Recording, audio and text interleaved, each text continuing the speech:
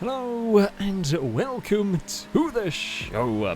We start this week's FailRace episode with Nomad 5 on GTA 5 getting incredibly unlucky with a respawning car and not the greatest of recoveries.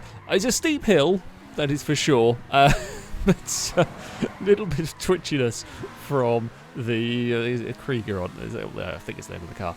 Yeah, it's very unfortunate. Car just pinged out of ghost mode at the absolute wrong millisecond. Up next, Miniops on CyberPunk is calling in their vehicle when CyberPunk does what CyberPunk does and ends up with a car in the floor.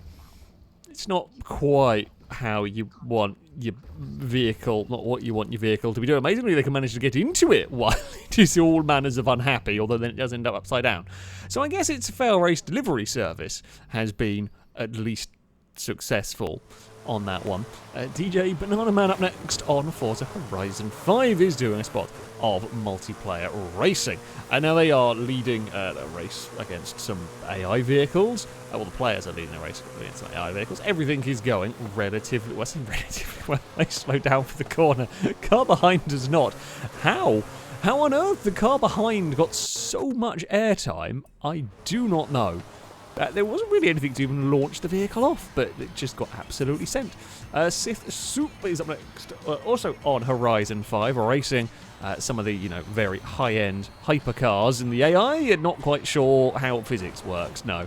I mean, this is a notoriously difficult hairpin, and they have just that is the most cheating of AIs I think I've actually seen on this game. So the player's got a half-decent lead and slows down. You need to slow down. This is a very tight corner.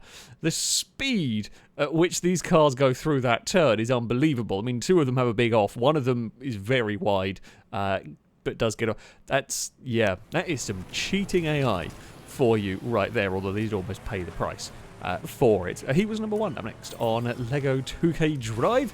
They are racing about, changing into a boat where they pump a shark and, well, I mean, talk about jumping the shark. It's out of the cave. It jumps so far it transforms back into a car because it thinks it's on solid land. Yeah, not really all that helpful. It turns out it was an impressive amount of distance. A real impressive amount of distance. It's not the only bit of wildlife interfering with a race, though. No, Herculeanmofol up next on The Crew, too. Now, they are leading a race. Everything, all seems under control. When a deer runs out, hits the checkpoint gate, if you like, firing it into the circuit, into the way of the player car. They get away without actually losing too much time, but I didn't even know the wildlife could interact with those, let alone the timing to manage to fire it perfectly in front of the player vehicle. That is actually very impressive. Racing Pro is up next on Euro Truck Simulator, getting things wrong, reversing a trailer, and the game punishes them by launching them across the map. And not only does it punish by launching across the map, they then get stuck. So they have to release the trailer to kind of get themselves unhooked. And, well, I don't think they're going to be rescuing that trailer anytime soon.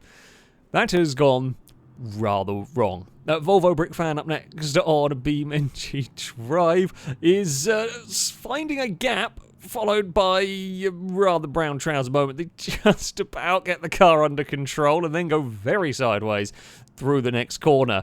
The fact that somehow it didn't end up in a wall is remarkable, because that's about as close as you're going to get, especially on Beam. Beam is not an easy game to catch vehicles when they go wrong. So fair play for gathering that one back up. Zweet on Gran Turismo 7 is finding the answer to the question of will it roll? The answer is yes. Unfortunately, Gran Turismo resets the car very quickly, but it turns out hit the curb really hard.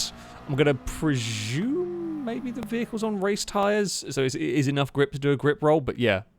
It very much will roll there. Mr. Casual on Gran Turismo 7 is also finding issues, this time with kind of a curb, more a bollard. Yes, the bollards are mean in this game. So they're racing, I think this is the Group 3 cars perhaps, and the Mercedes runs a little wide. The bollard launches up in the air, and then actually gets punted by the GTR. The GTR just about gets its nose underneath the Mercedes enough to... I mean, the Mercedes is always going to be in trouble, but yeah, it's just enough. Nothing the Nissan can do about that one. You're never going to expect that. But yeah.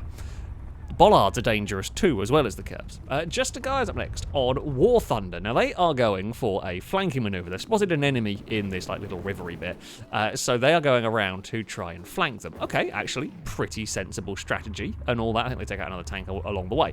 The problem for them is, well, their vehicle is a bit too big for this entrance. The gun can't shoot low enough from where it is wedged. However, the enemy tank doesn't notice, so when it does then move into range of the gun, it can be shot. And it does the job. I mean, it was actually a successful strategy.